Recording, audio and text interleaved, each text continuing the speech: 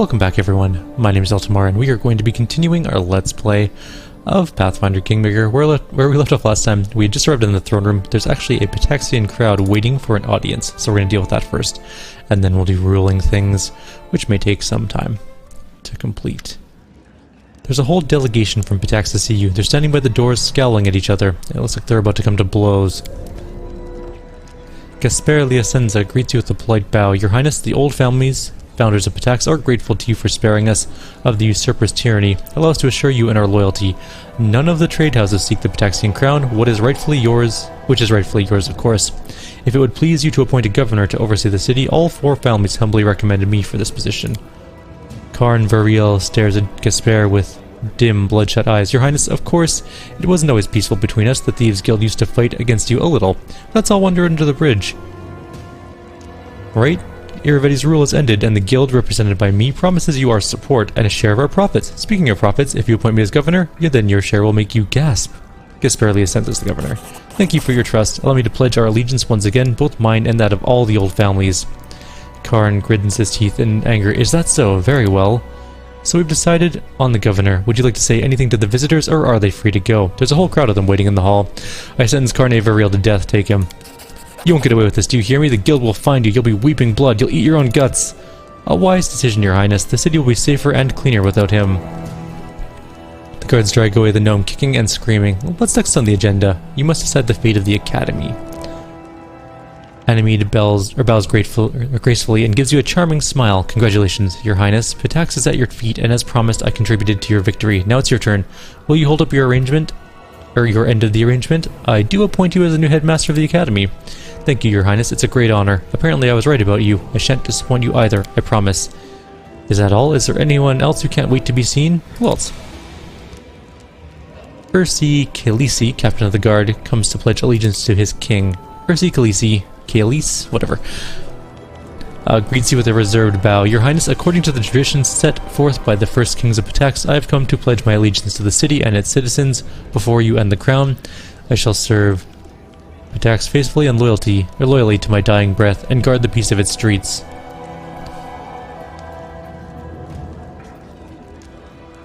I accept your pledge. Serve the city as you have before. Thank you, Your Highness. I must say, now that you so wisely spared the city of that scoundrel Karn Variel, it will be much easier to keep order. Very well, I shall take my leave. Saluting you, Ursi Kalis leaves the throne room. Well, we're done with the guards. Who else is left? No one else. Well, what a day. I see it's not easy to rule. I'd rather break up a pack of wyverns than live through another day like this. You returned the city to the old trade houses. Frankly, under all the velvet clothes and pretty words, they were just plain old bandits, but old and familiar ones, at least. I guess Pitax will soon go back to what it was like before Iravetti. And we do have scouting Pitax. We got a bunch of community, a little bit of loyalty, some military, some economy, some relations, some divine, some arcane, some stability, some culture, and a bunch of espionage. And that's it. That's all there is. Alright, we are back with things to do. It looks like Bald Hilltop is about to be full of monsters again. Let's grab our group, let's gather our party and venture forth. Not a lot has happened over the past 50 days or so in the game. It was rather uneventful. A handful of events that were not particularly exciting, which did stat increases or not. Let's enter the location and deal with whatever's going on here.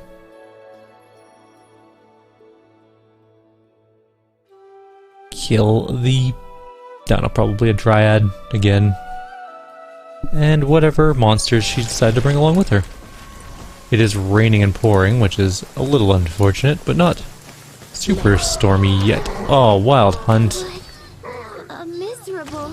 Oh, we're off to an excellent start here. I love their surprise round that basically almost killed half of our... Wait, what? Why do you not have charge? Oh. Whatever, it's fine. Alright, let's see if we can win this without Amiri, or without haste for that matter, because haste is now off the table. Because Lindsay's gone back to the capital, apparently.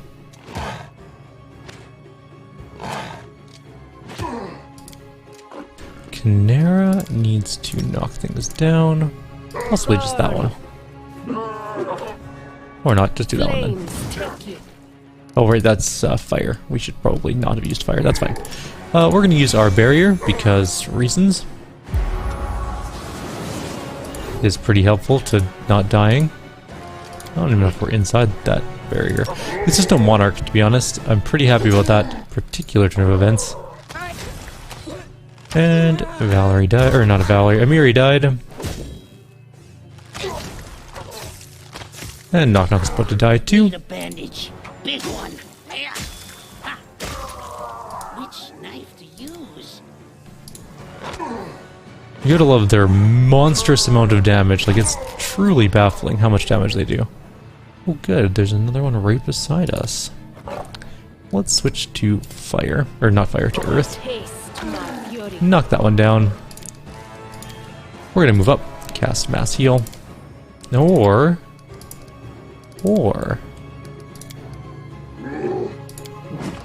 we can try and get her back up. It's within 2 rounds, right? And it's worth it, I guess. Valerie's up next. There is another archer that's going to go and probably kill someone. So mass heal it is. Knock Knock's about full life. That one's knocked down, so I'm not too concerned about him at the moment. Yay, he's attacking the Smilodon. Knock Knock is back to full life and is going to come help out with this one. Nighttime. Oh, there's another one over there. Super. 5-foot step in.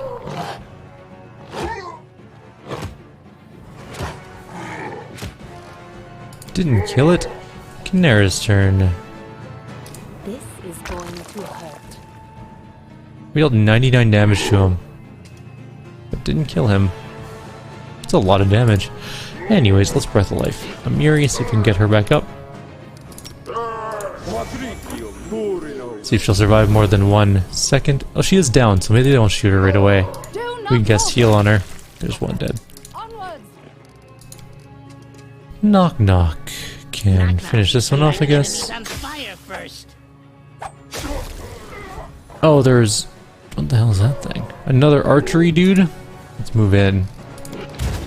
I wonder if we can cast ruinous thingy there. It is Eltimar's turn next. It might be worth it.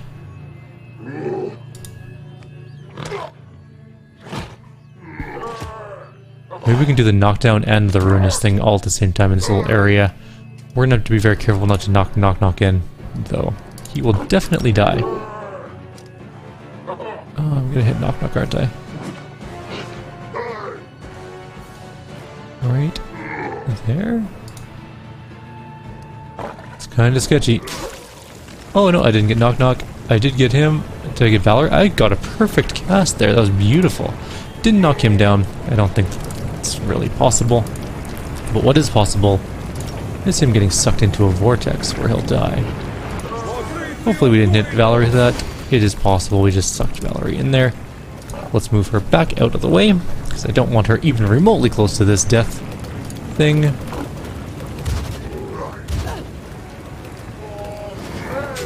He summoned more, didn't he? Be easier on that fight back. He didn't quite kill that one, but very close. Our Smilodon should be able to finish this one off. I don't know if I put this close enough. But regardless, we're gonna keep casting this ability. Knock them down.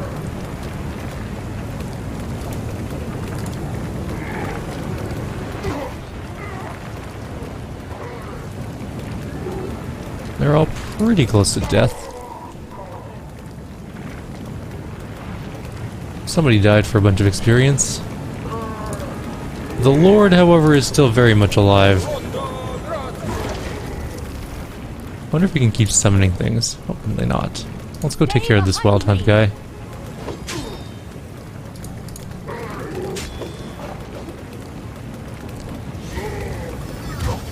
I think he summoned a couple more. I don't know if we can even get in there to fight him. Not without falling into the cliff thing.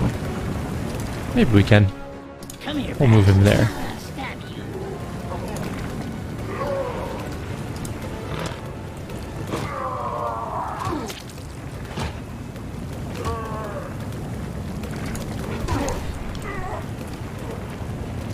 Now we have a little more leeway with this ability. This guy's tough though. Definitely one of the harder ones. Oops, that's what I want to do there.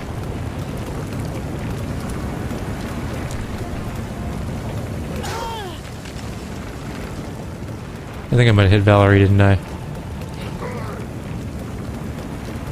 She was a little bit too close. Damn it. Oh well.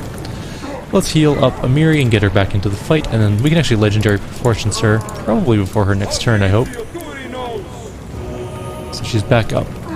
Valerie is also going to get back up, and 5 foot step back this way a little. Do not falter. There we go.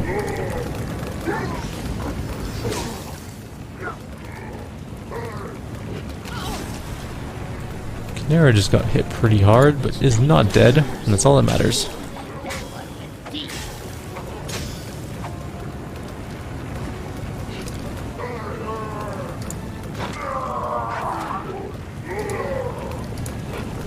We need to get in and fight him, but it's very hard to actually do anything to. Burn.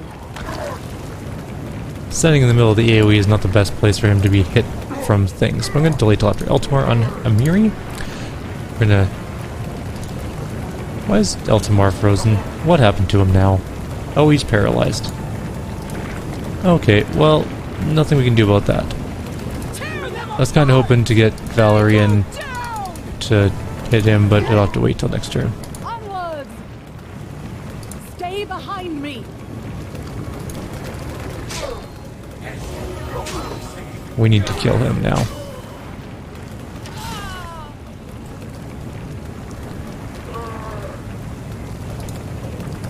Not used to lighting No, Knock enemies Knock, you on were so fire. close to being able to do something useful.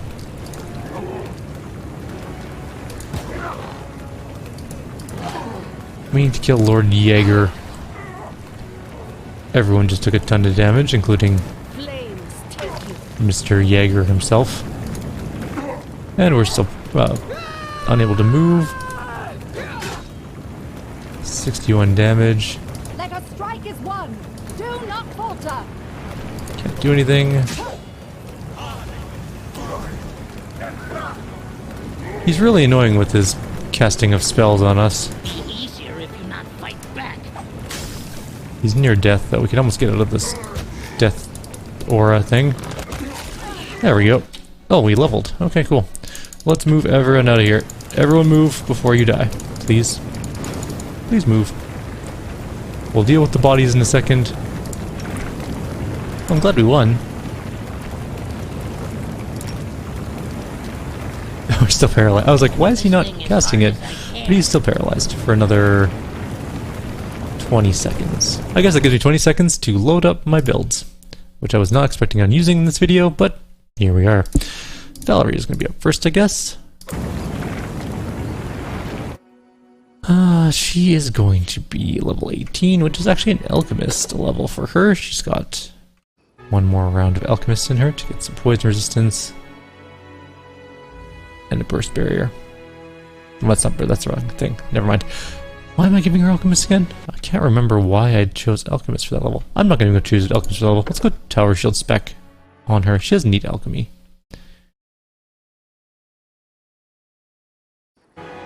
Or is this her third? No. No, we decided not to go alchemist, right? I remember now. We changed her build slightly since I was looking at it before. And we're just going to kind of ignore what it was going to be.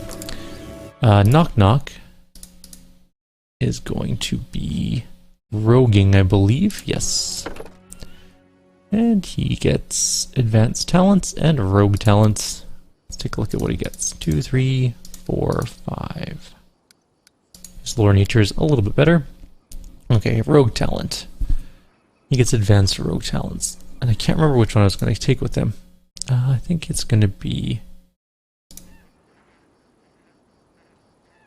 It's opportunist? Can make an attack of opportunity. Yeah. Yes. Opportunist is amazing with him. So it allows him to make an attack of opportunity against an opponent who has just been struck for damage in melee by another character. It counts as an attack of opportunity for that round and can't be used more than once a round, so it just gives him an extra little bit of damage. It's pretty good. Kinera is going to go Kineticist. I don't remember her thing being all that good at this point. I think there's not much left. She's got all of her best abilities, I'm almost certain. She takes fragmentation this level, I believe. You throw a volatile sphere made of solid matter that shatters into countless shards. Attempt a rage attack roll against target within 50 feet. If you hit, target takes your kinetic blast damage with no saving throw. All other somethings. All other creatures within 20-foot burst take half the normal amount of damage and can detect a reflex save to reduce the damage again. So it's a pretty neat ability.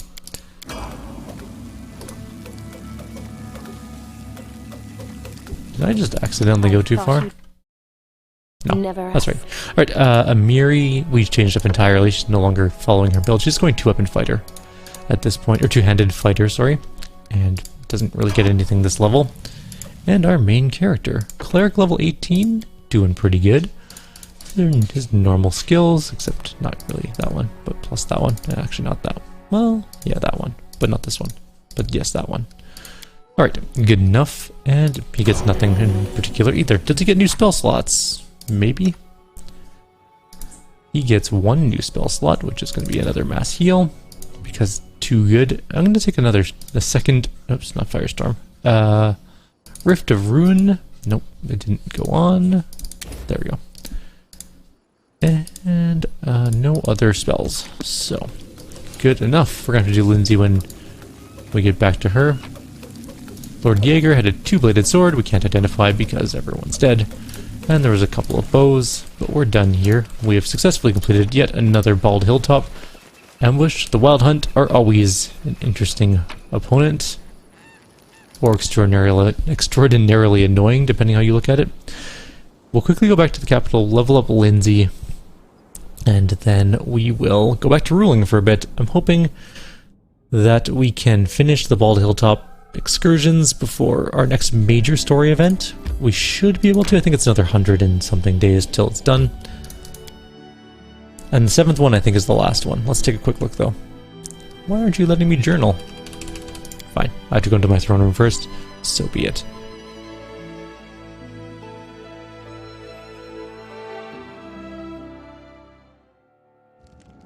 Alright.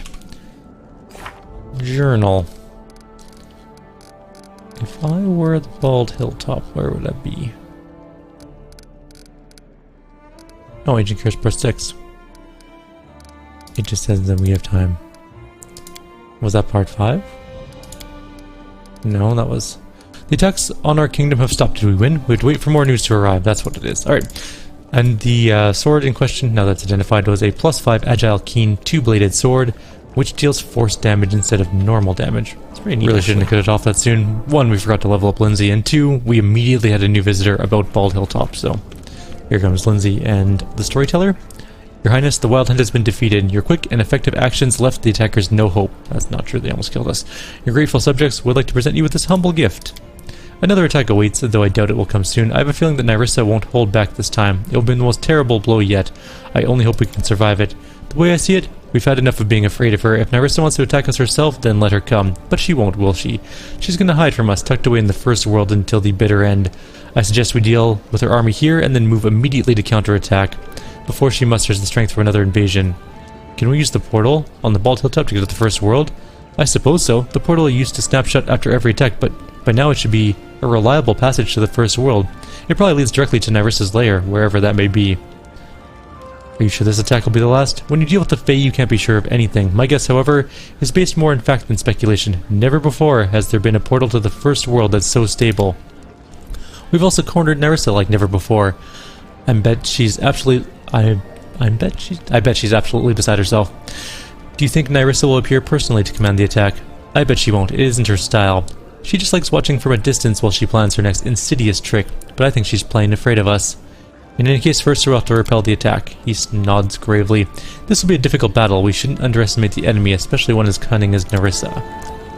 So we're going to go to the first world and combat her after the next attack, apparently. But for now, we do have to do ruling things. How long do we have to wait for the Get Ready for Anything section of the story?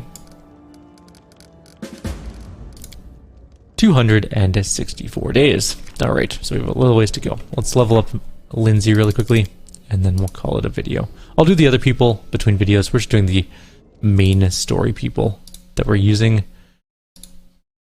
And then I'll just level up the other ones. So level 18 for her is just another Eldritch Knight level, which is her last level of Eldritch Knight. At 10th level, whenever an Eldritch Knight successfully confirms a critical hit, the next spell he casts within 2 rounds will be cast as a swift action, as if quickened, which is quite nice actually. Let's deal with this, and we are, I think, almost done. We just have to pick skills, and since we have already the ones we want, at least for this level, I'll just take greater invisibility. Now this is a level where we might pick up some things we want. Brilliant Inspiration. Each time the subject of the spell makes an attack roll, ability check, or skill check, it rolls 2 d20s and takes a better result. If the roll is a natural 20, the spell's effect ends. Your brilliant advice is spent. You know what? I'll take it. Why not? That's kind of cool. The thing about these masks, except for one, there's a mass... No, it's not even here. Damn. I was looking for Mass Owl's Wisdom. It's really good, but these are not going to be super important for us. Overwhelming Presence was really good against us, mind you. What else can we get? Eye Bite? No. Cure Moderate Wounds Mass is not that great. Euphoric Tranquility. What does it do? Oh, it enters a state of euphoria, and its speed is halved, and it must succeed at a will save or be nauseated, which is not that great. What's Waves of Ecstasy do? It's not letting me see what it does. Oh, there we go. You emanate waves of pleasure that cause all targets within range to falter. Affected creatures are stunned for 1 round and are staggered for the remainder of the spell. Creature that makes its saving throw is staggered for the first round and can act normally thereafter. Just sort of okay. Which one's Eagle Splendor? Charisma. Charisma's not what we need. I think I'm just gonna take... What's Shout? Oh, it's just sonic damage, right? Take Overwhelming Presence, I think, for now. Alright, that's gonna be it. I'll be back shortly when we have something else cool to do. I decided to go to the Storyteller to see what we had available, and he do have the ability to turn in the Technic League Outcasts artifacts. Farewell, Technic League. There is not enough room for you and us in this country. Captains and their apprentices, masters and their slaves, arcanists and technicians, good riddance. Head east to no man's land. We leave to start the revolution. None of you has the courage or imagination to engineer. There are 5 of us, Hloggy and me, who snatched the device from right under our teacher's nose. Quiet, smart Alira, who knows the meaning of the symbols on the control panel. Illis and Lamb, brothers and sisters, elves from Kionin, who've been dealing with the star scraps for longer than I've lived. We have everything we need to turn this world around. A hunting lodge in the middle of nowhere where the Technic League will never find us. The best equipment we could steal, and a true miracle in a metal barrel. The most exciting artifact that's ever fallen from the stars. A handful of tiny metal ants and a remote control to command them. The little seeds we'd grow, or we'll use to grow our empire. We fixed up the lab in the basement and it's time to get started. Please continue. The lab is abuzz. Metal ants swarmed over the golden coin, measured it, and now bit by bit they're creating an exact copy. They move in procession somewhere deep or down underground, then return with tiny bits of gold as well as the other materials they need to build more ants. With a happy smile, Alira works her magic over the remote control. Once we're done with the coin, we'll try to have the ants copy something more complicated. Hloggy's been on a hunt for 3 days now. He's a smart lad. He won't get lost in the wilderness, especially not with the star equipment he's got. I try to convince myself, but I'm still nervous. To distract myself from these heavy thoughts, I've been helping Illis and Lamb set up the lab. We have so many ants now. There's not enough room for them all on the table's surface. Hloggy, where are you? Get back as soon as you can.